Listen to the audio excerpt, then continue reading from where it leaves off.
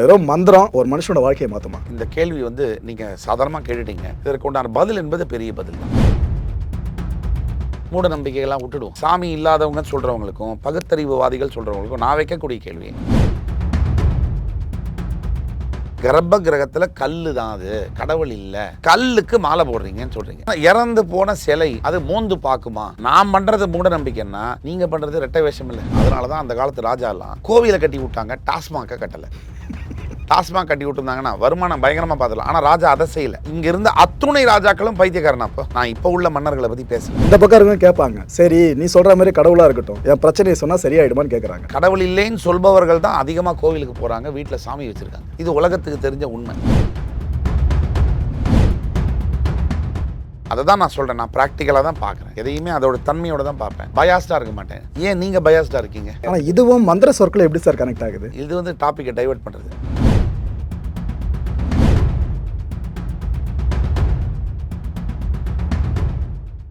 இதை நான் ப்ராக்டிக்கலாக அப்ரோச் பண்ணுறேன் சார். ஏன்னா பகுத்தறிவாளிகள் நீங்கள் சொல்கிறது விஷயத்தை கேட்டால் டேரெக்டாக அடிப்பாங்க. அது எப்படிப்பா வீட்டில் உட்காந்து மந்திரம் சொல்லிட்டு அவன் உடம்புலாம் சரியாயிடுமா? அப்போ டாக்டர் எதுக்கு படிச்சுட்டு உட்காந்துருக்காங்க, நீ எதுக்கு இவ்வளோ சம்பாதிக்க ஓடிட்டு இருக்க, இதெல்லாம் கேட்பாங்க. வெறும் மந்திரம் ஒரு மனுஷனோட வாழ்க்கையை மாற்றுமா? அதாவது இந்த கேள்வி நீங்கள் சாதாரணமாக கேட்டுட்டீங்க. இதற்கு உண்டான பதில் என்பது பெரிய பதில் தான். அதில் மாற்று கருத்து இருக்க முடியாது. சின்னதாக ஒரு எடுத்துக்காட்டு சொல்கிறேன். இன்றைக்கி என்ன கிழமை அப்படின்னு கேட்டால் நீங்கள் என்ன சொல்லுவீங்க? புதன் கிழமைன்னு சொல்லுவீங்க. ஒரு வாரத்தில் எத்தனை நாட்கள் இருக்குதுன்னு கேட்டால் 7 நாட்கள் சொல்லுவீங்க. என்னுடைய கேள்வியானது, நான் எல்லாத்தையும் நோண்டி நோண்டி பார்க்குற ஆள். ஏன் 7 நாள்? ஏன் 5 நாள் இல்லை? ஏன் 12 நாள் இல்லை? ஏன் 9 நாள் இல்லை? அது என்ன 7ங்கிறது என்ன? தவிர 7 நாட்களுக்கு என்ன பேர் வச்சாங்க? கிரகங்களுடைய பேரை வச்சுருக்காங்க. மலையுடைய பேரோ ஒரு நதியுடைய பேரோ இல்லை தலைவர்களுடைய பேரோ வைக்கலை. கிரகங்களுடைய பேரை ஒவ்வொரு நாளுக்கு வச்சுருக்காங்க. இன்றைக்கி புதன்னா புதன் கிரகம், வியாழன்னா குரு பகவான், சுக்கிரன்னா வெள்ளிக்கிழமை, சனினா சனி பகவான், சூரியன்னா ஞாயிற்றுக்கிழமை, திங்கள்னா சந்திர பகவான், செவ்வாய்னா செவ்வாய். ஆக ஒரு வருடங்களில் நான் உங்கள்கிட்ட கேட்கக்கூடிய கேள்வி, எத்தனை மாதங்கள் இருக்குது? 12 மாதங்கள். 12 மாதங்கள். அதுவும் நான் கேட்குறேன், ஏன் 12? அந்த கேள்வி இருக்கணும்ல லாஜிக்கலாக. இப்போ ஏதாவது நீங்கள் தான் சொல்கிறீங்க பகுத்தறிவுன்னு, நம்ம பகுத்தறிவு ரூட்லேயே போவோம், அந்த ரூட்லேயே அவர்கள் சொல்கிற ரூட்லேயே போவோம். நம்ம மூட நம்பிக்கைகள்லாம் விட்டுடுவோம். சாமி இல்லாதவங்க சொல்கிறவங்களுக்கும் பகுத்தறிவுவாதிகள் சொல்கிறவங்களுக்கும் நான் வைக்கக்கூடிய கேள்வி, 12 மாதம் எங்கிருந்து வந்தது? ஏன் 11 மாதம் இல்லை? ஏன் 19 மாதம் இல்லை? இது மாயன் ஸ்டுடியோஸ் வாயிலாக நான் வைக்கக்கூடிய லட்ச மக்கள், தெய்வ நம்பிக்கை இல்லாதவர்கள், ஜோதிடத்தின் நம்பிக்கை இல்லாதவர்களுக்கும் இந்த கேள்வியை நான் வைக்கிறேன். ஏன் 12 மாதம்? அந்த 12ங்கிறது எங்கிருந்து வருது? 12 ராசிகளிலிருந்து வருது. 7 கிரகங்களிலிருந்து 7 நாட்கள் வருது. ஒரு மாதத்தில் எத்தனை நாள் இருக்குது? ஒரு மாதத்துக்கு அதில் 30, 31. அது வெள்ளைக்காரன் வச்சுது. ஓகே, நம்ம தான் தமிழ் பேரறிஞர்களாச்சு. அப்போ தமிழில் எத்தனை நாள்? 27 நாள் தானே சொன்னாங்க. 13 நாட்கள் வளர்பிறையாக, 13 நாட்கள் தேய்பிறையாக, 14வது நாள் அமாவாசையாகவும் பௌர்ணமியாகவும் மாறி மாறி வரக்கூடிய சைக்கிள் தான் நம்ம வச்சது. ஓகே, நம்ம தமிழ்னு சொல்கிறோம். ஒன்று தமிழையாவது ஒத்துக்கணும், இல்லை பக்கத்தில் இருக்கிற கன்னடம், தெலுங்கு, மலையாளம் போனாலும் பரவாயில்ல, ஹிந்தி போனால் கூட பரவாயில்ல. இவங்கெல்லாம் விட்டுட்டு இங்கிலீஷை மட்டும் ஒத்துப்பேன், ஹிந்தியை ஒத்துக்க மாட்டேன்னு சொன்னேன். இதே நம்ம அங்கே சொல்லல, தமிழை ஏற்றுக்கணும்னு சொன்னால் அவங்களே இதே தானே சொல்லுவாங்க ஹிந்தியில். அதாவது மொழியை ஏற்றுக்க ரெடி சார், அதை திணிச்சா ஒத்துக்க மாட்டேன்றாங்க. உண்மையான விஷயம். நானும் ஒரு தமிழன் தான், இங்கேயே பிறந்து வளர்ந்தது தான். அதாவது நான் சொல்ல வர கருத்து, ஒரு மொழியுடைய பெருமை என்பது மற்ற மொழிகளை நீ எவ்வளவு மதிக்கிறேங்கிறத பொறுத்து தான். ஓகே, நான் என் மொழி பெருசுன்னு சொல்கிறது தப்பே கிடையாது. திணிக்காதை, என் மேலே எதையும் திணிக்காதுன்னு சொல்கிறதுல அத்தனை பேருக்கு உரிமை, அதில் நான் உடன்படுறேன். இப்போ டாபிக் உள்ள வந்தோம்னா, நான் சொல்லக்கூடியது இந்த 12 மாதங்கள் என்பது 12 ராசிகளிலிருந்து வருகிறது. 7 வாரங்கள், 7 நாட்கள் 7 கிரகங்களிலிருந்து வருது. 27 நாட்கள் என்பது 27 நட்சத்திரங்களிலிருந்து வருது, அஸ்வினி முதல் ரேவதி வரை. இப்போது ஜோதிடத்தை நம்பாதவங்க, கடவுள் நம்பிக்கை இல்லாதவங்க, இன்றைக்கி என்ன கிழமை அவங்களுக்கு சொல்லுங்கள்? எல்லாருக்கும் இருக்கு அதே கிழமை தான். அது எப்படி? நீங்கள் தான் சாமியை நம்ப மாட்டீங்க, கிரகத்தை நம்ப மாட்டீங்க, ஏன் புதன்கிழமைன்னு சொல்கிறீங்க? ஏன்னா இது சாமி வச்சது கிடையாது சார், புதன்கிழமைன்றது. புதன்கிழமைன்னு நீங்கள் சொல்லக்கூடாது. ஏன்னா உங்களுக்கு கிரகத்தின் மீது நம்பிக்கை இல்லை. நீங்கள் தானே சொல்கிறீங்க பகுத்தறிவுன்னு சொல்கிறீங்க. சாமி கோவிலில் இருக்கார், கர்ப்ப கிரகத்தில், அவர் மேலே மாலை போடுறோம் நாங்கள். நீங்கள் சொல்கிறீங்க எடா பாவி, கல்லுக்கு மாலை போடுறே, மூட நம்பிக்கை, முட்டா பையன்னு சொல்கிறீங்க. ஒத்துக்கிறேன், நான் முட்டாளாகவே. தலைவர்கள் சிலைக்கு மாலை விழுந்துக்கிட்டு, தலைவரை சிலை மாலை போடுறீங்க, அது என்ன மோந்தா பார்க்குறாரு? அது ரோஜா பூவா சாமந்தி பூவான செத்த தலைவர், அதுவும் கல் தான். அதுக்கு மாலை போடுறதை மட்டும் பகுத்தறிவுன்னு சொல்லிட்டு கடவுள் கர்ப்பகிரகத்தில் இருக்கக்கூடிய 1000 2000 வருஷமாக மாலை போட்டுட்டு இருக்கேன், அதை தப்புங்கிறீங்க. இல்ல தெருவில் இருக்க சிலைக்கு யார் வேணாலும் மாலை போடலாம் நான் நினைச்சாலும், ஆனா கர்ப்பகிரகத்தில் இருக்க சிலைக்கு இல்ல, இல்ல. அதுதான் அது அந்த ஒரு தனிப்பட்ட- ஏற்றத்தாழ்வுக்காக தான் இல்ல, சொல்றேன். அது ஏற்றத்தாழ்வுகள் ஒத்துக்கொள்ளப்பட வேண்டும். நான் இல்லைன்னு சொல்ல மாட்டேன். அதை தான் நான் சொல்கிறேன். நான் ப்ராக்டிக்கலாக தான் பார்க்குறேன். எதையுமே அதோட தன்மையோட தான் பார்ப்பேன். பயாஸ்டாக இருக்க மாட்டேன். ஏன் நீங்கள் பயாஸ்டாக இருக்கீங்க? இப்போ 2000 வருஷம் முன்னாடி சிலை வைக்கிற பழக்கம் கிடையாது. 2000 வருஷம் முன்னாடி 3000 வருஷம் முன்னாடி சிலை, ஆனால் சுவாமி விக்கிரகங்கள் இருந்தது, அதுக்கு மாலை வழிபாடுகள்லாம் இருந்தது. அப்போ நீங்கள் வந்து இறந்து போனவருக்கு மாலையை போட்டு நான் பகுத்தறிவாளி, மூட நம்பிக்கைலாம் எனக்கு ஆனா கிடையாது. இதுவும் மந்திர சொற்கள் எப்படி சார் கனெக்ட் ஆகுது? இது வந்து டாப்பிக்கை டைவர்ட் பண்ணுறது. ஓகே, மந்திரங்கள் வேற, நம்ம பேசுறது வந்து கர்ப்ப கிரகத்தில் கல் தான், அது கடவுள் இல்லை. கல்லை மட்டும் கண்டால் கடவுள் கிடையாது, கடவுள் மட்டும் கண்டால் கல்லே கிடையாது. இது நீங்கள் சொன்ன வாசகம். கல்லுக்கு மாலை போடுறீங்கன்னு சொல்கிறீங்க, எங்களை பார்த்து சொல்கிறீங்க, சரியா? நான் ஆகம விதிப்படி வேத மந்திரங்கள் ஓதி அதெல்லாம் நான் உள்ளே வரேன், ஒவ்வொன்றுத்துக்கும் விளக்கம் கொடுக்குறேன். எனக்கு எல்லாம் எந்த கேள்வியை வேணால் நீங்கள் கேட்கலாம். ஆனால் இறந்து போன சிலை அது மோந்து பார்க்குமா? அதுக்கு அறிவு இருக்கா? முகரக்கூடிய தன்மை இறந்து போன சிலைக்கு இருக்கா? இல்லை. நான் பண்ணுறது மூட நம்பிக்கைன்னா நீங்கள் பண்ணுறது ரெட்டை வேஷம் இல்லை. உண்மையா இல்லையா? ஃபியூச்சர்ல காலத்துல உங்களே அரசியல்வாதியா பார்க்கலாம்னு நினைக்கிறேன். பேச்சு கடல் இங்கே வருது ஆக. சார். டைரக்டா அந்த கேள்விக்கு போறேன் சார். மந்திர சொற்கள் எப்படி மனுஷனோட வாழ்க்கையை மாற்றும்? டைரக்டா அருமையான கேள்வி. முதல்ல இந்த உலகத்தில் இந்த பிரபஞ்சத்தில் உருவானது என்பது சப்தம், மனிதன் அல்ல. ஓரின உயிர், ஓர் அறிவு, 2ஆம் அறிவு, 3ஆம் அறிவு, 4ஆம் அறிவு, 5ஆம் அறிவு போய் 6ஆம் அறிவுங்கிறத கடவுள் கொடுத்ததுடைய விளைவு தான் இன்னைக்கு இவ்வளோ கஷ்டங்கள் இந்த பூமிக்கு. ஓகே, அந்த சப்தம் தான் முதல் உயிர், முதல் அறிவுங்கிறது சப்தம் தான். அந்த சப்தத்துக்கு பயங்கர பவர் உண்டு. அதற்கு எடுத்துக்காட்டை கொடுக்குறேன் உங்களுக்கு, சாட்சியே கொடுக்குறேன். இந்த தெருவில் நம்ம ஊரில் தமிழ்நாட்டில் உலகம் இருக்குது, இதில் எத்தனையோ நாடுகள் இருக்குது, அதில் ஒரு நாடு இந்தியா. அதில் 32 மாநிலங்கள் இருக்குது, அதில் ஒரு மாநிலம் தமிழ்நாடு. நான் கேட்குற கேள்வி தான், இந்த மொத்த உலகத்திலேயே உருண்டையிலேயே எந்த இடத்துல அதிக கோவில்கள், அதிக ஆன்மீகம், அதிக வழிபாடுகள் எங்கே இருக்குது? ஆப்வியஸ்லி தமிழ்நாடு தான். ஏன்? ஆன்மீக பூமி இது. ஆன்மீக பூமிங்கிறது இல்லை, அதோடைய பின்னர்த்தம் என்பது இந்த பூமியில் பிறக்கக்கூடியவர்களுக்கு, அதாவது தென்னிந்தியாவில் பிறக்கக்கூடிய உயிர்களுக்கு ஒரு கடமை என்பது உண்டு. அது என்னன்னா, the ultimate goal of objective of every human life which is born in southern India, part of India, is to liberate yourself from the cycle of birth and death. பிறப்பு இறப்பு அப்படிங்கிற சுழற்சியிலிருந்து வெளியே வரக்கூடியது தான் இங்கே பிறக்கக்கூடியவர்களுடைய உயரிய நோக்கமாக இருந்தது. அதனால தான் அந்த காலத்து ராஜாலாம் கோவிலை கட்டி விட்டாங்க, டாஸ்மாகை கட்டலை. அவங்கிட்ட அத்தனை பொருள் இருந்தது, தங்கங்கள், வைரங்கள். ஒரு திருவனந்தபுரம்ங்கிற ஒரு கோவில் கீழே 20,000 கிலோ தங்கம் ஒரே ஒரு அரண்மனையை எடுத்து கண்டுபிடிக்கிறாங்கன்னு சொன்னால் இன்னொன்று திறக்கவே முடியல. அதில் எத்தனை கிலோ தங்கம் இருக்குன்னு தெரியல, ஆன்டிக். அப்படி இருக்கக்கூடிய ஒரு ஊரில் டாஸ்மாகை கட்டி விட்டுருந்தா இன்னும் வருமானம் கிடச்சிருக்கும்ல. 2 பிள்ளைங்களை ஆட விட்டு டாஸ்மாக் கட்டி விட்டுருந்தாங்கன்னா வருமானம் பயங்கரமாக பார்த்துக்கலாம். ஆனால் ராஜா அதை செய்யலை. நீங்கள் இங்கே இருந்த அத்துணை ராஜாக்களும் பைத்தியக்காரன். அப்போ நான் இப்போ உள்ள மன்னர்களை பற்றி பேசலை, அப்போ இருந்த மன்னர்கள்லாம் பைத்தியக்காரன். ஏன்? எப்போ பாரு 25 அடி மதில் சுவரோட 1.5 கிலோமீட்டர் டயாமீட்டரோட 80 கோவில்கள், புராண கோவில்கள் இந்த திருச்சி, தஞ்சாவூர் அந்த மாவட்டங்களில் மட்டுமே எல்லாமே ஒரு பெரிய பெரிய கோவில்கள், பெரிய பெரிய பிரகாரங்கள்.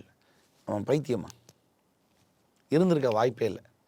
நம்மை விட நமக்கு முன்னாடி வாழ்ந்த தமிழர்கள் பைத்தியமா? ஓகே, ஆக்சுவலாக பகுத்த அறியணுன்றதா தமிழர்களோட அடிப்படை குணாதிசயமே. அப்படி இருக்கிறப்ப ஒரு கல்லுன்னு சில பேர் சொல்லலாம், இல்லைப்பா அது கடவுள் பண்ண இன்னொரு பக்கம் சொல்லலாம். இந்த பக்கம் இருக்கவங்க கேட்பாங்க, சரி நீ சொல்கிற மாதிரி கடவுளாக இருக்கட்டும், என் பிரச்சனையை சொன்னால் சரியாயிடுமான்னு கேட்குறாங்க. இவர் என்ன பண்ண முடியும்? அது எப்படி சரியாகும் தான் கேட்பாரு. அப்புறம் எதுக்கு அந்த கல்லுன்னு தான் கேட்பாங்க. அதுக்கு என்ன சொல்லுவீங்க? அந்த காலத்து மன்னர்கள் கோவில்ங்கிறது எதுக்கு கட்டினாங்கன்னா, எல்லா மனிதனும் தன்னை உணர்ந்து you have to realise your self. And இவ்வளோ இந்த காலத்தில் கஷ்டப்படுறாங்க இல்லையா, அட்டாச்மெண்ட்டோட வீடு வாங்கியாச்சு, இஎம்ஐ கட்டல் எல்லாம். இப்போது அன்னாடங்காட்சின்னு சொல்லக்கூடிய ரிக்ஷாக்காரர்கள் ஆரம்பிச்சு, கூலி தொழில்கள் ஆரம்பிச்சு, சரி எவனாவது பெரிய பணம் வச்சுருக்கிறவன் நிம்மதியாக இருக்கானான்னு சொன்னால் அவனும் நிம்மதியாக இல்லையே. நம்ம பார்க்குறோமே, அதுக்கு என்ன காரணம்? அதுக்குள்ளே நம்ம போயாக வேண்டியது இருக்குது. அப்போ எல்லாம் சம்பாதிக்கிறாங்க, இஎம்ஐ கட்டுறாங்க, எல்லாம் பண்ணுறாங்க, எல்லாத்து மேலேயும் பற்று. அந்த பற்றற்ற நிலை என்னைக்கு உனக்கு வருதோ அன்னைக்கு மட்டும்தான் நிம்மதி என்பது உனக்கு கிடைக்கும். அது வரைக்கும் நிம்மதியை நீ பார்க்கவே முடியாது. அந்த கால மனிதர்கள், ஒரு திருவண்ணாமலை கோவில் எடுத்திங்கன்னா 19 தலைமுறையாக, அந்த வரலாறு அங்கேயே செவுத்திலே எழுதி வச்சுருக்காங்க, 19 தலைமுறையாக அந்த கோவிலை கட்டினார்கள். ஒவ்வொரு தலைமுறையும் உணவு உண்ணாமல் நீர் அருந்தாமல் அந்த கோவிலை கட்டினாங்க. இது எப்படி சாத்தியம்? யோகி கலையில் காற்றை சுவாசித்து அதையே உடம்புக்கு தேவையான அத்துணை புரத சத்துக்களும் மினரல்ஸாக மாற்றிக்கொண்டு வாழக்கூடிய கலையை அவர்கள் கற்றிருந்தார்கள். இதுதான் நிதர்சனமான உண்மை, கல்வெட்டில் பதிந்திருக்கக்கூடிய உண்மை. அந்த திருவண்ணாமலை கோயில் மேலே ஒன்று கடிக்கிறோம் நம்ம மதில் சுவரில், நமக்கு அதோடைய சிறப்போ எதுவோ தெரியல, எல்லாருக்கும் அல்ல, சில பேர். நாம் கடவுள் இல்லைன்னு சும்மா சொல்லிட்டு போயிடலாம், அது சொல்கிறது ஈஸி. அது கடவுள் இல்லைன்னு சொல்பவர்கள் தான் அதிகமாக கோவிலுக்கு போகிறாங்க, வீட்டில் சாமி வச்சுருக்காங்க. இது உலகத்துக்கு தெரிஞ்ச உண்மை. அப்போ கடவுள் இல்லைன்னு வெளியில் சொல்கிறாங்க, உள்ளுக்குள்ளே எல்லாமே இருக்குது. இப்போ நீங்கள் கேட்ட கேள்விக்கு வரேன், சப்தம் மந்திரங்கள் சொன்னால் நடக்குமான்னு. ரோடில் நம்ம போயிட்டு பக்கத்தில் இருக்கக்கூடிய பிள்ளையார் கோவிலில் ஒரு ஐயர் பூஜை பண்ணுறாரு. அவர் உடம்பு சட்டையை அவுத்தாருன்னா இட்டாலியன் மார்பிள் மாதிரி இருக்குது. ஒரு 50 சாராய கடை வச்சுருக்காரு ஒருத்தர், அவர் முகம் எப்படி இருக்குது? பார்க்க முடியாத மாதிரி இருக்குது. அவருடைய நிம்மதி எப்படி இருக்கு? இவர் தட்டில் 500 ரூபா தான் வாங்குறாரு, அவர் ஒரு நாளைக்கே 50 லட்ச ரூபா. இங்கே நிம்மதியை தீர்மானிக்கிறது காசு தானே சார்? தட்டில் ஒரு 500 ரூபா விழுந்தா சத்தம் இல்லை. நான் சொல்ல வருகின்ற கருத்து வந்து மந்திரங்களுக்கு சப்தங்களுக்கு அவ்வளோ சக்தி உண்டு. அது யாருக்கு கிடைக்கும் என்பதில் என்ன வித்தியாசம்னா, நீங்கள் நோக்கியா 1100 வச்சுக்கிட்டு டக்கு டக்கு டக்குன்னு அமுத்திக்கிட்டே எனக்கு இன்டர்நெட் வரலன்னு சொன்னீங்கன்னா வராது. இல்லை ஒய்ஃபையை வச்சுக்கிட்டு ஸ்மார்ட் ஃபோனில் அந்த ஒய்ஃபை சுவிட்ச் ஆஃப் பண்ணிவிட்டு எனக்கு 5G வரல, 3G வரல, 2G வரலன்னா வராது. 2G யாருக்குமே வரல, அது வேறு விஷயம். ஆக யார் ஒருவர் தன்னுடைய மனதை, கண்ணதாசன் வரிவர்கள், வாலியின் வரிவர்கள் ஏற்ப சொல்கிறேன், மழை வந்த போது குடை ஒன்று உண்டு, இருள் வந்த போது விளக்கொன்று உண்டு, பகை வந்த போது துணை ஒன்று உண்டு, எதிர்காலம் ஒன்று எல்லோருக்கும் உண்டு, மனம் என்ற கோவில் திறக்கின்ற போது அழைக்காமல் அங்கே தெய்வம் வந்து சேரும். நீங்கள் மந்திரம் சொல்ல வேண்டியதில்லை, எந்த விதமான இதுவும் தேவையில்லை, உங்கள் மனசை சுத்தமாக வச்சுக்கிட்டா போகிறோம். ஆனால் நம்ம ஊரில் எப்படி இருக்காங்க? அதை தான் கேட்குறேன். மந்திரம் சாய்பாபா குங்குமம், இங்கே சாய்பாபா மோதிரம், பூரா போய் அப்புறம் தப்பு பண்ணிட்டு வெள்ளையும் ஜொல்லையுமா கோவிலுக்கு போய் சாமின்னா அவங்க என்ன நினைக்கிறாங்க? எல்லா கள்ளக்கடத்தலும் நான் பண்ணுவேன், லஞ்சம் வாங்குவேன், என்னென்ன எவன் வேணால் அடித்து புடைக்க முடியும் எல்லா காசும் வாங்கி இன்னோவா ஃபார்ச்சுனரில் போயிட்டு எல்லோரும் விலைக்கு, இந்த நம்ம கோவில்களில் பார்க்குறமே வெள்ளையும் ஜொல்லியுமா வருவாங்களே, எல்லோரையும் தள்ளிட்டு உள்ளே போய் நின்னா சாமி என்ன நினச்சிவாங்க? இவன் நினைக்கிறாங்கன்னா, பாப்பா அருமை எல்லாத்தையும் பண்ணிட்ட, வா என் மடியில் வந்து உட்காந்துக்கோ அப்படின்னு சாமி சொல்லுவாங்கன்னு இவர் எதிர்பார்க்குறாரு. நீங்கள் 10,000 கோவிலுக்கு போனாலும் சரி, 2 லட்சம் மந்திரங்களை சொன்னாலும் சரி, மனசு சுத்தம் இல்லைன்னா, நீங்கள் எண்ணங்கள் தெளிவாக இல்லைன்னா சொற்கள் தெளிவாக இருக்காது, சொற்கள் தெளிவாக இல்லைன்னா உங்களுடைய செயல்கள் தெளிவாக இருக்காது.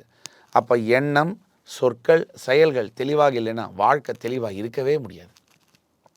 சிம்பிள். நிம்மதி என்பது, எனக்கே 2 நண்பர்கள் இருக்கிறார்கள், ஒன்று மந்திரி, ஒன்று ஆட்டோக்காரர். 2 பேருமே என் கூட படித்தவங்க தான். இந்த ஆட்டோக்கார நண்பருக்கு 2 மனைவி இருக்காங்க.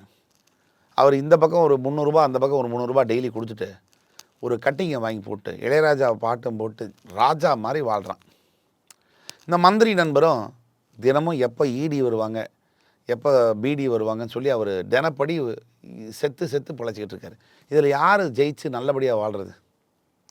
இங்கே பணம் நிற்கலை, படிப்பு நிற்கலை, புகழ் நிற்கலை, பதவி நிற்கலை, நிம்மதி தான் நிற்கிறது. ஒரே ஒரு ப்ராக்டிக்கல் நிதர்சனமே சொல்கிறேன், 90% பிரச்சனைகள் பணம் இருந்தால் தீர்க்கப்படுமா படாதா? ஏன்னா பணம் அப்படி தீர்க்கப்படாதான் எல்லாருமே ஓட வேண்டிய அவசியமே இல்லையே. அதாவது 90% இல்லை, 100% பணத்தால் பிரச்சனைகள் தீரும்.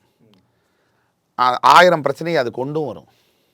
உங்களுக்கு 100 பிரச்சனையை தீர்த்து விட்டுட்டு அது பேக்கேஜ் ஆஃபர் மாதிரி. அது பணம் என்பது, இது நான் சுய வாழ்க்கையில் வாழ்ந்து அனுபவப்பட்டு சொல்லக்கூடிய உண்மை.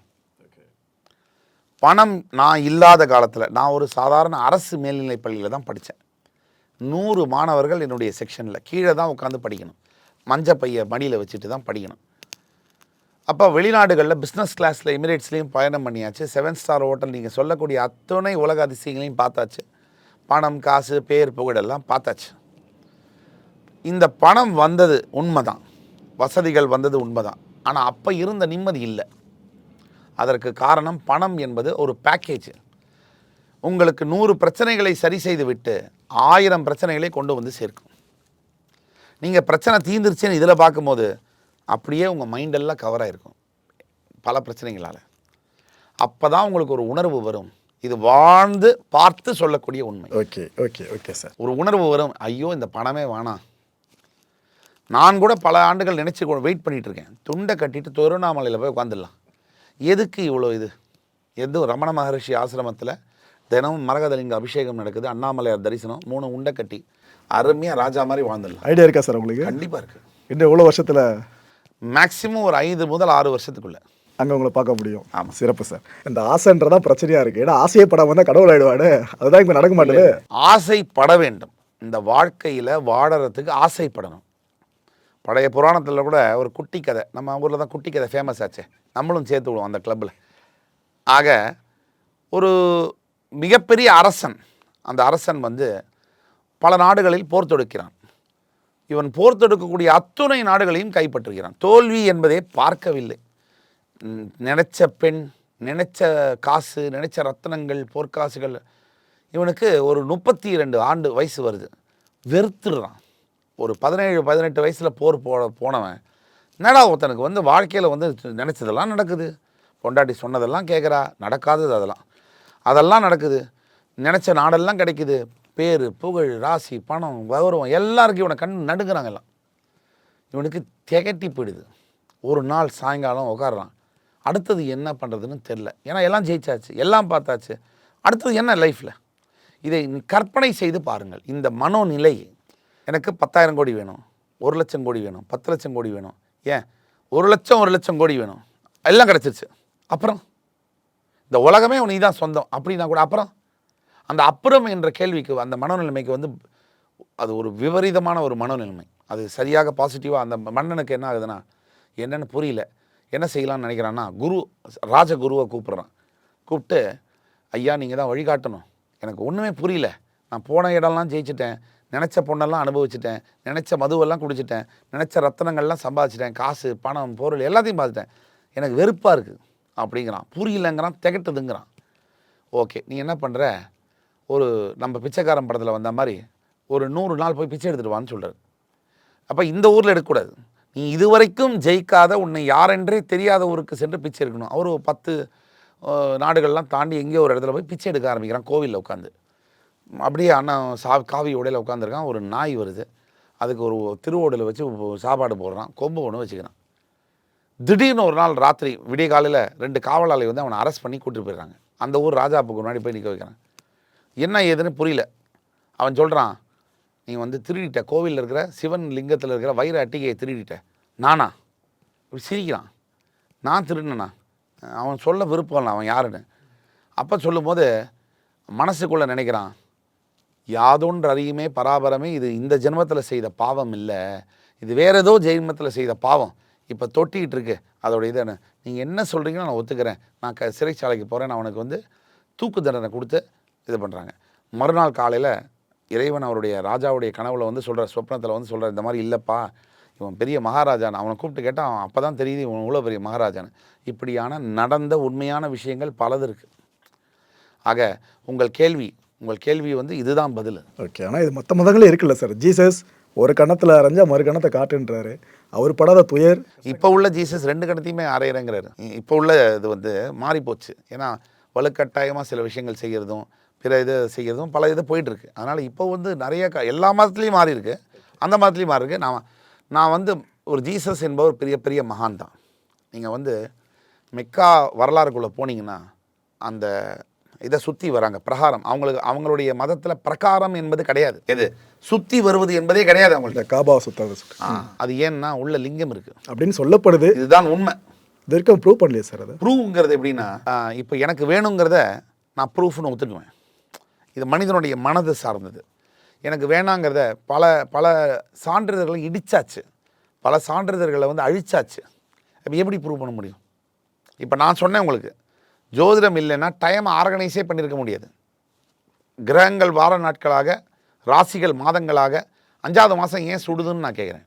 உங்களை தான் கேட்குறேன். 5வது மாதம் மட்டும் உலகம் ஃபுல்லாக சம்மரில் ஏன் சுடுது? ஏன் 7வது மாதம் சுடலாம்ல? நான் கேட்குற கேள்வி கரெக்டு தானே? 8வது மாதம் 9வது மாதம் சுடலாம்ல? ஏன் 5வது மாதம் மட்டும் சுடுது? காலபுருஷனுடைய முதல் வீடு மேஷம், 5ஆம் வீடு சிம்மம். அதற்கு அதிபதி யார்? சூரியன். சுட தான் செய்யுது. சிம்பிளாக உங்ககிட்ட ஒரு விஷயம் கேட்குறேன் சார், ஓப்பனாக கேட்குறேன். இதை இப்போது ஒரு 4 பேர் வராங்க, என்னோட வயசில் முதிர்ந்தவங்க, 90 வயசு 80 வயசு வராங்க. அவங்க ஒரு விஷயம் சொல்கிறாங்க, தம்பி அங்கே போகாத பேய் இருக்குது அப்படின்றாங்க. நான் அதை நம்பணுமா? இல்லை ஒரு சின்ன பையன் வந்துட்டு ஆனால் பேயெலாம் இல்லை, நான் கண்ணில் பார்க்கல, அப்போ யாரை நம்புற அப்படின்னு ஒரு 10 வயசு பையன் சொல்லிட்டு போகிறான். 2 பேர் யாரை நம்புறது? இது வந்து நம்மளுடைய இல்லை, எல்லாத்துக்குமே ஆதாரம்ன்றொன்று கண்டிப்பாக தேவையில்லை. கடவுள் நம்பிக்கைன்றது நம்பிக்கை, அதனால தான் பேரே நம்பிக்கை. நம்பினா கடவுள், இல்லைனா எதுவுமே கிடையாது. கடவுள் நம்பிக்கைக்கு நாமே ஆதாரம். ம் எப்படின்னு சொன்னால், ஒரு கர்ப்பவதியினுடைய வயிற்றிலே ஒரு சிசு வந்து வருது. 3 ஹார்மோன்கள் வந்து அந்த சிசுவை டெவலப் பண்ணி டெலிவரி ஆகிற வரைக்கும் ரெஸ்பான்சிபிளான வேலையை செய்யுது. நல்லா யோசிச்சுக்கங்க. கர்ப்பவதியாக இருக்கக்கூடிய பெண் சிக்கன் சாப்பிட்றாங்க, ஏன் தண்ணியே கூட சில பேர் அடிக்கிறாங்க, சிகரெட் பிடிக்கிறாங்க. இந்த சிக்கன் சாப்பிட்றீங்க, பிறந்த குழந்தைக்கு 2 துண்டு பிரெட்டு கொடுத்தீங்கன்னா செத்து போயிடும். அந்த சிக்கன் வயிற்றுக்குள்ளே போகுது, குழந்தை வயிற்றுக்குள்ளே இருக்குது. என்னவா அந்த சிக்கன் மாறி எப்படி அந்த குழந்தைக்கு போகுது சார்? யார் சார் இது பண்ணுறா? பைபாஸ் ரோடு அந்த சிக்கனை அப்படியே டிரான்ஸ்ஃபார்ம் பண்ணி எந்த மினரலாக, எந்த வைட்டமினா, எந்த புரதச்சத்தா குழந்தைக்கு கரெக்டாக அளந்து நம்ம சிறப்பு சாப்பிட்றோம். இதுவும் கடவுள் தான் படைப்புன்றீங்க. வேற யார் மனுஷனா பண்ணா? நான் கேட்கறதுக்கு இல்லை, இப்போ நீங்கள் சொல்ற இன்னொரு இது கேட்குறேன். இப்போ நீங்கள் உட்காந்துருக்கீங்க, நம்ம நாற்காலியில் உட்காந்துருக்கோம். இந்த நாற்காலியை எப்படி இங்கே வந்தது? ஒருத்தர் தச்சை ரெடி பண்ணி கொடுத்துருக்காரு, அவ்வளோதான். மேனுஃபேக்சரிங் பண்ணிருக்கார், ஒரு கிரியேட்டர் இருக்கார். படைப்பாளி இல்லாமல் படைப்பு எப்படி வரும்? இந்த வானத்தை படைத்தது யார் சார்? இந்த மரம், செடி, கொடிகள், இந்த பஞ்சபூதங்களை அதான் சார் நம்பிக்கை. இப்போ ஆதாரன்ற ஒரு விஷயம் இல்லை. இப்போ நியூட்டனோட ஒரு லா வருது அப்படின்னா அது எல்லா ஆய்வாளரும் ஒத்துக்கிறாங்க. ப்ராக்டிக்கலாக இம்ப்ளிமெண்ட் ஆகுது. ஸ்விட்ச் போட்டால் பல்ப் எரியுது. இது எல்லாமே கண்ணு முன்னாடி பார்க்குறோம். கடவுள்ன்ற விஷயம் உணர்ற விஷயம், நான் இல்லைன்னு சொல்லலை, ஆனால் இன்னும் பார்க்கல. அதனால தான் அதில் 2 தரப்பாக பிரிஞ்சிருக்காங்க, பகுத்தறிவாளிகள், கடவுள் நம்பிக்கை இருக்கிறவங்கன்னு சொல்லிட்டு. இவ்வளோ தான் அவங்கவுங்க நம்பிக்கை, அவங்க ஒன்று பெருசுன்ற. இதில் சின்ன மாற்று கருத்து.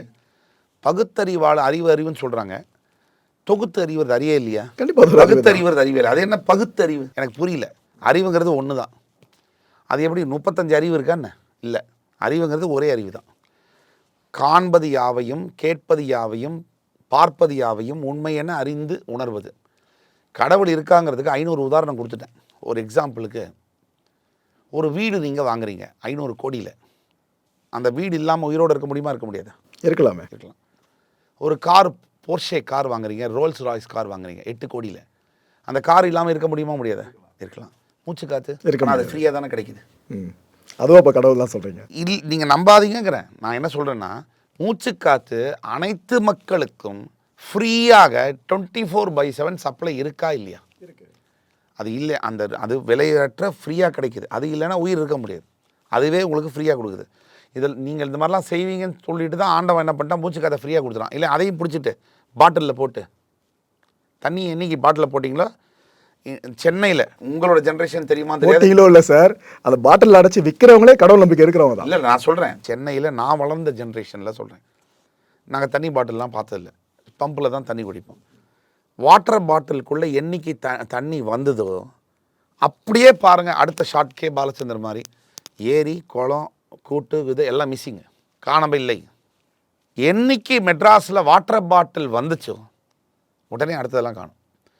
96, 97, 98 உலக அழகி, உள்ளூர் அழகி, ஏப்பரால் அழகி, அண்டார்டிக் அழகி எல்லாம் இங்கிருந்து.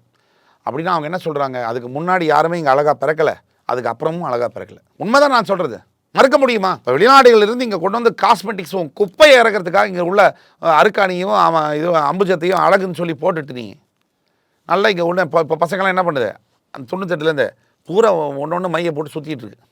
சுற்றுறதா இல்லையா? உண்மை இல்லையா நான் சொல்கிறது? மறுக்க முடியுமா? இதை விட சான்று என்ன இருக்குது? This is called business. இப்போ இந்தியா ஒரு ப்ராடக்ட் வாங்கி 80 வருஷம் கிட்டத்தட்ட ஆக போகுது. என்ன முன்னேற்றம் இருக்குது? கடவுள் நம்பிக்கை இல்லைன்னு சொன்னவனோட கடவுள் நம்பிக்கை இருக்குன்னு சொன்னவனோட கடவுள் நம்பிக்கை இல்லைன்னு சொன்னவன் தான் அதிகம் பிரச்சனை பண்ணியிருக்கான். என்ன முன்னேற்றங்கள் வந்திருக்கு? ஒரு ஒரு ஒரு 8 மாதங்களுக்கு பிறகு கோவிட் ஓப்பன் பண்ணி நான் கோவை மாவட்டத்தில் பார்க்குறேன், ஒரு 5000 பேர் நிற்கிறான் க்யூவில். இன்னும் செத்துக்கிட்டு போயிட்டான் போல இருக்குன்னு பார்த்தா, கோவிட்டில் தான் நிறைய பேர் செத்து போயிட்டாங்க போல பார்த்தா, சரக்கு கடை திறந்துருக்கான். திறந்த அரை மணி நேரத்தில் வந்து நிற்கிறான். இதுதான் சாதனை. அதான் அவ்வளோ கடவுள் நம்பிக்கை இருக்கிறவங்க எதுக்கு சரக்கு அடிக்க போகணும்? கடவுள் நம்பிக்கை இப்போ நான் இன்னொன்று சொல்கிறேன், கடவுள் நம்பிக்கை இருக்கிறவங்க சரக்கு அடிக்க போகலாமா? கடவுள் நம்பிக்கை இருக்கிறவங்க தப்பான பணம் சம்பாதிக்கலாமா? நீங்கள் கேட்ட கேள்வி. ஜோதிடத்தை பயன்படுத்தி சம்பாதிக்கலாமா? புல்லுருவிகளும் புழு பூச்சிகளும் எல்லா துறையிலும் இருப்பாங்க, எல்லார் வீட்லேயும் இருப்பாங்க. ஒரு வீட்லேயே 5 பேர் இருந்தால் ஒரு அயோக்கியம் இருக்க தான் செய்வான். இயற்கையோட நியதி இது. Good and bad always travel together. இப்போ ஒரு விஷயம் சொன்னீங்களா, இயற்கை. இதைத்தான் பெரும்பாலான மக்கள் நம்புறாங்க. கடவுளை நம்பிக்கையாக பார்க்குறாங்க, ஆனால் இயற்கையை தான் முழு மனசாக நம்புறாங்க. இப்போ நீங்கள் மூச்சு விடணும்னு சொன்னீங்க, கடவுள் கொடுத்ததுன்னு. ஆனால் மரத்துக்கு நன்றி சொல்கிறாங்க, இயற்கைக்கு நன்றி சொல்கிறாங்க. இதை தான் சொல்கிறோம். கண்ணால் பார்க்குறோம், ஓகே, ஆக்சிஜன் வெளியே, கார்பன் டை ஆக்சைடு உள்ள, அதனால் நான் ஏற்றுக்கிறேன் இயற்கையை. ஆனால் கடவுள் இது வரைக்கும் நான் பல கஷ்டங்களில் வேண்டியிருக்கேன்ப்பா, கஷ்டத்தை சரி பண்ணல, அப்புறம் இதுக்கான திரும்ப திரும்ப கடவுளை பின்னாடி போகணும் அப்படின்னு நல்ல கேட்கலாம். கேள்வி, அருமையான கேள்வி. கடவுள் என்பவர் என்கிட்ட கூட கன்சல்டேஷன் ஒருத்தவங்க வந்தாங்க. சார், எனக்கு அவங்க வந்தது பெண்மணி, இன்னொரு பெண்மணி எனக்கு துரோகம் பண்ணிட்டாங்க, எப்படியாவது அம்பாள்கிட்ட சொல்லி சூனியம் வச்சு அவங்கள காலி பண்ணிட்டுருக்கேன்னு. நான் உடனே சொன்னேன், அம்பாளுங்கிறது அடியாள் இல்லை. உனக்கு என்ன அம்பாள் என்ன கான்மேனா? நீ ஆளை வச்சு 4 பேரை போய் அடிச்சுட்டு வரதுக்கு அம்பாளுக்கு வேறு வேலை இல்லையா? மனிதன், இங்கே இருக்கக்கூடிய மனிதர்கள் அறிவு சூன்யத்தின் காரணமாக பல பேர், பல அன்பர்கள் அறிவு கம்மியாக இருக்கக்கூடிய காரணத்தினால, கடவுள் என்னங்கிறது தெரியாததுனால, அதை உணர முடியாததுனால, எனக்கு ஒரு லிஸ்ட் இருக்குது. 2 கிலோ அரிசி, 2 கிலோ உளுத்தம்பருப்பு, 2 கிலோ கடலை பருப்பு, 2 கிலோ பயத்தம்பருப்பு எல்லாம் இருக்குது. இந்த லிஸ்ட்டில் எல்லாம் டெலிவரி ஆகணும். ஆகலை, கடவுள் கிடையாது. எனக்கு பிடிக்காது, கடவுள்லாம் கிடையாது, நம்பிக்கவே மாட்டேன். டாமினோஸு, ஸ்விக்கி, ஜொமேட்டோ மாதிரி கொடுக்கணும். கொடுக்கல, நீங்கள்லாம் கிடையாது, கடவுளே கிடையாது, நான் தான் எல்லாம். கடவுள் என்ன உங்கள் வீட்டில் என்ன ஹோம் டெலிவரி பண்ணுற ஜெப்டோவா? அவர் என்ன டன்சோவா? நீங்கள் கடவுளை பார்க்குறது எப்படின்னா, உங்களுக்கு எல்லா கெட்டதும் நினைக்கிறான் ஒரு மனுஷன்.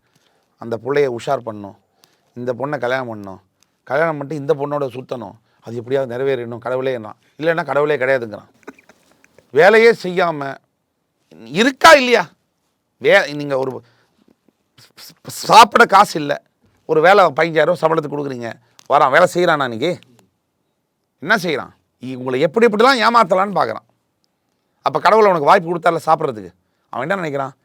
அடுத்தது 20,000 எங்கேயா கிடைக்குமா, 25,000 எங்கேயாவது ஓடிடலாமா? சார், இந்த விஷயத்துக்கு ஒரே ஒரு முற்றுப்புள்ளி கேள்வி கேட்டுறேன் சார். இந்த விஷயத்துக்கு இப்போ ஒருத்தர் உங்ககிட்ட வந்து நான் பேயை பார்த்தேன் சார் அப்படின்னு சொன்னா கூட நீங்க ஓரளவு நம்ப வாய்ப்பு இருக்கு.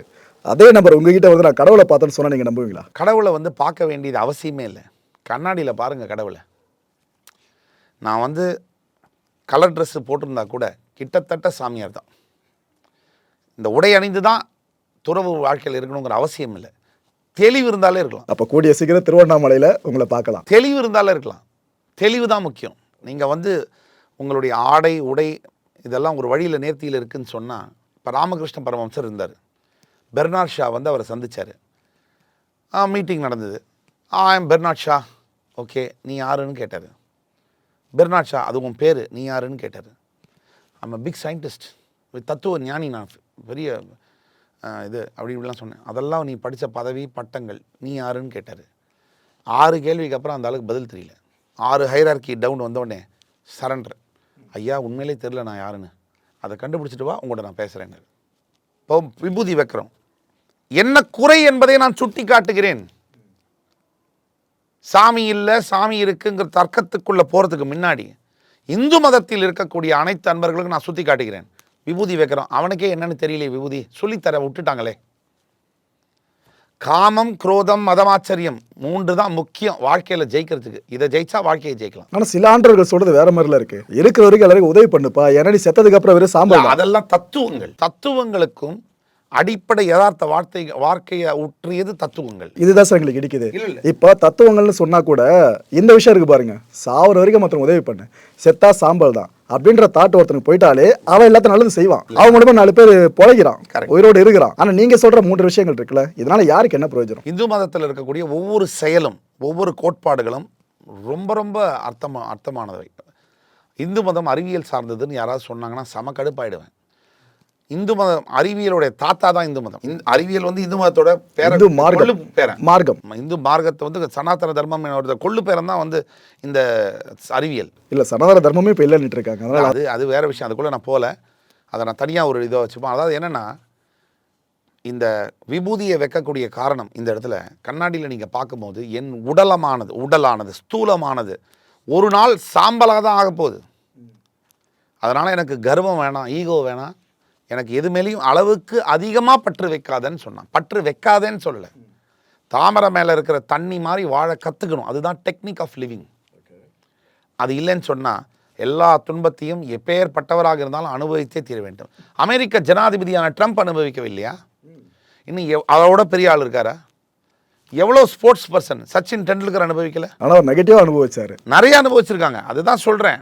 அதுக்கு என்ன காரணம்னா, ஏதோ ஒரு மூலையில் நான் சொன்னேன் இந்த ஓடு வச்சுட்டு உட்காந்துருக்காருன்னு, அந்த அவர் அந்த ஓடு மேலேயும் நாய்க்கு சாப்பாடு வைக்கிறது மேலேயும் அவருக்கு பற்று இருக்கு.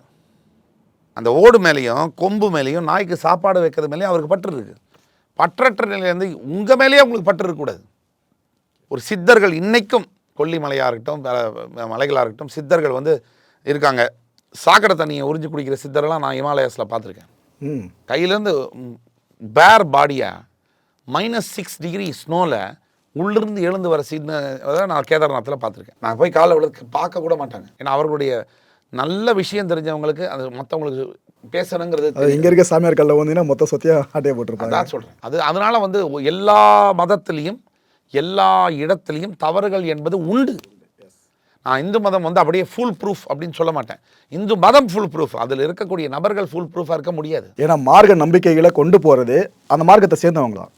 அவங்களே பொறுப்பு இல்லாமல் இது போல விஷயங்களை பண்ணாங்கன்னா அப்போ என்ன ஆகும்? அர்த்தமான விஷயம். அது எல்லா மதத்துலையும் இருக்குங்கிறேன். எஸ், இந்து மார்க்கம் மட்டும் இல்லை, எல்லா ஜெயினிசம்லையும் சரி, புத்திசம்லையும் சரி, இஸ்லாத்துலையும் சரி, கிறிஸ்தவத்திலையும் சரி, எல்லா மதத்துலையும் புல்லுருவிகள் இருந்தே தீர்வார்கள். அதனால அந்த மதத்தை குறை கூற முடியாது. மத சண்டைலாம் வருது இல்லை சார், அதுவும் இதனால தான் தொலைது ஃபுல்லாக. இல்லை, மத சண்டை என்பது முட்டாள்தனத்தினால் வருவது. ஒரு எடுத்துக்காட்டுக்கு, இப்போ மழை வெள்ளம் வந்தது. இப்போ 6000 ரூபா கொடுத்தோன்னு நம்ம போய் நின்னோம். நான் இதை எப்படி பார்க்குறேன்னா, இப்படி கத்தியில் நம்மளே கோடு போட்டுக்கிட்டு ஐயோ வலிக்குதே, தயவுசெய்து இதுக்கு டிஞ்சர் போடுங்க, பேண்டேஜ் போடுங்கன்னு சொன்னால் எப்படியோ அப்படி தான் நான் பார்க்குறேன். திருப்பியும் மருந்து போட்டு குணமானோடனே பக்கத்தில் ஒரு வெட்டு போடுவேன். ஐயோ வலிக்குதே. இதுதான் மக்கள் மனப்பான்மை. இந்த மக்கள் எவ்வாறோ மகேசன் அவ்வாறு. இதுதான் நமக்கு கொடுக்கக்கூடிய எவ்வளவோ காலமாக சொன்ன விஷயம். இது உங்களுடைய எண்ணங்களுக்கு ஏற்பதான் உங்களை ஆளுபவர்கள் இருப்பார்கள். இயற்கை பேரிடர் ஆள்றவங்க என்ன சார் பண்ணுவாங்க? இயற்கை பேரிடர் உங்கள் நாட்டுக்கு மட்டும் வரதில்ல, உலகத்தில் இருக்கிற எல்லா நாடும் நான் போயிருக்கேன், எல்லா நாட்டிலையும் வரது தான்.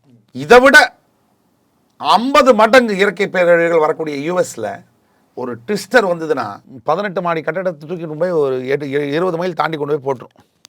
அந்த ஊரில் கூட இயற்கை பேரிடர் உங்களை விட மிகப்பெரிய நாடு, எல்லா இடத்துலையும் இயற்கை பேரிடர் இருக்குது.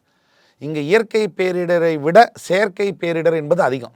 அதனால இயற்கை பேரிடரை அனுபவிக்கிறது யாரு? சராசரி மக்கள், உங்களை மாதிரி என்ன மாதிரி ஆளு. சார், நிகழ்ச்சியில் பல கேள்விகள் கேட்டேன். எல்லா கேள்விகளுக்கும் ஓப்பனாக பதில் சொன்ன உங்களுக்கு மிக்க நன்றி சார்.